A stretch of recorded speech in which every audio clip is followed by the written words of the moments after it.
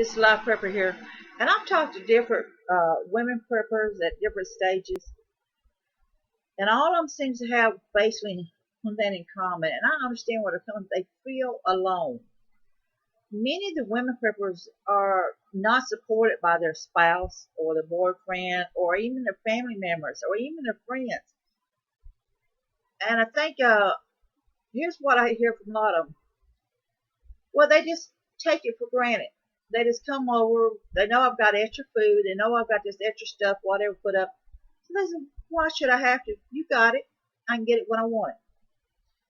So it's depressing when they feel alone and they're trying to put up this extra food or extra whatever. And they're thinking about their family and they're thinking about their friends. And they're thinking about themselves and the situation. They read up on all this stuff and, they say, well, he's understanding, he accepts it, but he's not really on board about it. If it makes me happy, he's fine with it. Well, it makes him happy because you're cooking the meals, basically. But we women rationalize why the man's not on board. Women preppers do, and they rationalize why their kids are not on board or whatever. And I hear from each one of them. I say many of them say, when they're needing something, they're at the door knocking. They don't mind getting because they know I've got an extra beans, extra whatever. Just saying, and they know that I have a extra backpack or I might have an extra bedroll or something put up. They for them it's a convenience. They feel like they don't need to do any of this because when I get talking about it to them, they just tune me out based like, yeah, yeah, whatever, whatever, yeah, yeah. I hear you. And they said there's same way what they feel with their spouse. It's kind of like when football season comes around. They say, and the woman's not into the football, but the man is, and he's all wrapped up in it. He wants to sit there and talk to you about football and all this stuff, but you don't care a thing about it. But he expects you to like it because he likes it. But on the other foot, when you're sitting there talking to him about what you're looking at, what you want to buy, or maybe wanting to prep or whatever, he's kind of like, yeah, yeah, whatever, whatever. So women preppers really do feel alone. I think that's why you see not as many out there talking about it. I think you see a lot of them just gets really discouraged and just gives up because they're not getting the support they needed. I see a lot of the women preppers saying, I've got a child that's sick or whatever, and I want to make sure my child's taken care of. But at the same time, they're doing this because they got a child they want to take care of, someone they love they want to take care of, but they're not getting the support they need from their other family members or whatever to do this stuff to take care of that family member. So they feel alone. They can't call someone up and just talk about it, or someone that let's just set an example. This woman prepper is a newbie. So she's wanting to spend more time in nature and stuff, and she's wanting to learn about plants and stuff, and she's taking classes to learn about all of this. So her friend, since childhood, she has invited her to start joining her on these things. Well, her friend humors her, and she goes on a couple of them, but she don't like them. And she says, but then she started making up excuses. Then she started noticing that she started cutting the phone calls a little short, making up excuses. Or then seemed like she just wasn't picking up anymore like she used to. It just, like she would go and knock on her friend's door and she knows she was there because she could hear her. She wouldn't answer. This is what happens to a lot of the women preppers. They tend to be outcasts. They tend to be considered eccentric and everything. And then their spouse just like, yeah, whatever. Go ahead and put all that extra stuff. Go ahead and buy you some more beans, whatever. Because in them, they're getting fed. So when they're wanting to talk to them about prepping, they get tuned out and they get discouraged because they're needing that support. And the thing is finding someone else they can relate to in this situation is a problem. It's one thing to love to cook and put up food and put things up and make it last for the winter months. That is everyday life. But when a woman prepper who becomes a prepper wants to go a step further, like first aid supplies, or a step further in prepping, or take more classes, or start getting out more in nature, getting out of her comfort zone, then it's different. It's no different than someone who is an alcoholic decides they don't want to drink anymore and they're going to AA meeting, and all at once those so-called buddies of theirs, one by one, quits coming around because that you're no longer getting drunk with them. You're no longer doing what you want. So women preppers feel really alone. They feel very unsupportive. They don't get the support from their spouse. They don't get the support from their children in most cases. They don't get support from their friends. They begin to feel isolated. And if they start to talk to other people about herbs or prepping or things they did, they get the looks and they get the remarks and they get the hurt, and the people are like going, "Oh my God." Women preppers begin to realize how different they are from the other people.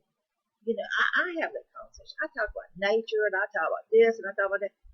And I can feel the difference. I can feel how different I am from the other people. And it bothers me because I feel alone. I feel like there's no one out there I can communicate with. There's no one that I can go walking with, basically, and really have a nature walk and have a nice conversation. There's no one really to just say, "Hey, let's go have some coffee and sit and talk." I mean, I have one of my friends, every time I called her and tried to make plans, she had a new boyfriend. So I finally quit calling her. I go out with some of my friends. I've got some friends I've known for years. We go out, but we don't really ever talk about anything I really want to talk about. We always just basically talk about what they want to talk about. And if I bring it up and talk about, well, I'm making this or I'm making that, I get the remarks, "You got too much time on your hands. Oh my God." And the eyeballs goes up the head.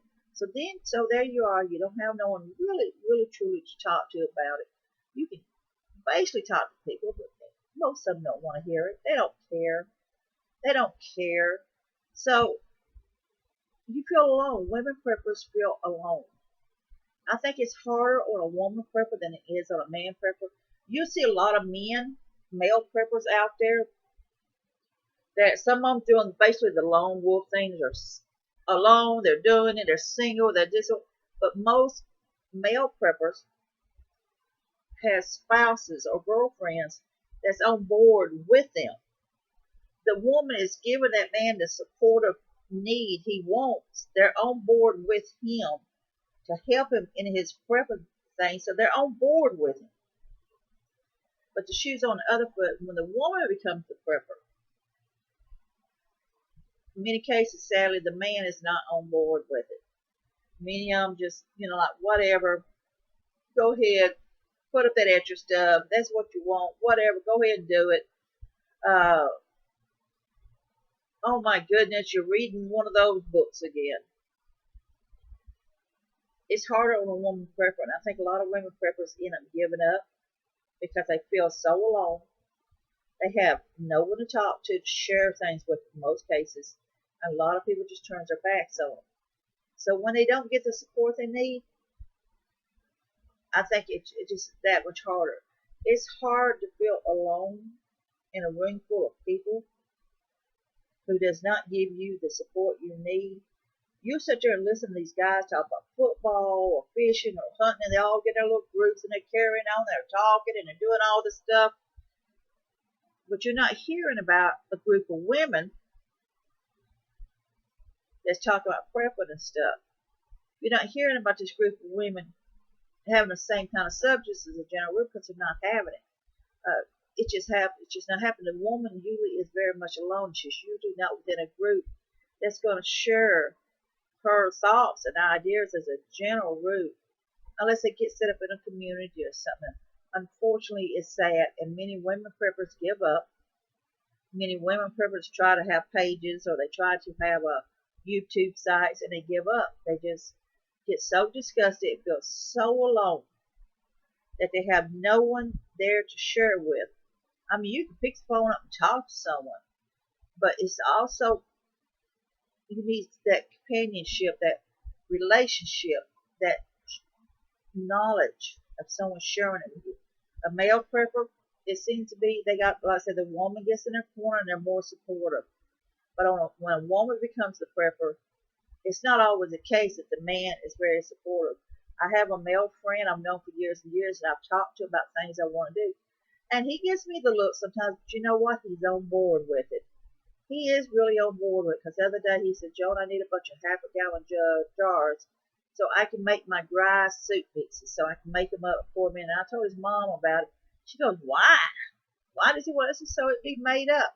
Because he and I talk about it. I said, look, I want to be more and more off the grid. I want to be more independent.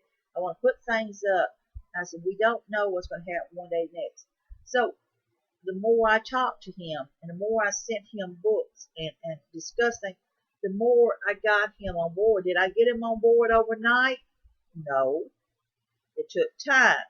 Is he totally on board on everything? Not really. There's some things he thinks is a little bit too much. Will he do it? Yes. But it took time for me to constantly talk about it and finally say, look, I'm prepping. I'm doing this. It took time for me to ease into this with him and get him on board. Now, he's coming on board with me. Doesn't mean all men come on board with women preppers. Most of the women preppers, I think, just finally just give up because they feel lost and they feel alone. And so it's not easy. It's not an easy situation for women preppers. But I want to tell you, ladies, don't give up because you feel alone, because you're not alone. Don't give up and say, why should I prep or try to do this? But all they're doing is taking everything I make. They don't really care. Why should I try? Because if you stop and you give up and something does happen, then you're going to really feel crappy about it. But don't give up. Keep right on doing it. Read those books. Learn that stuff. Take those classes.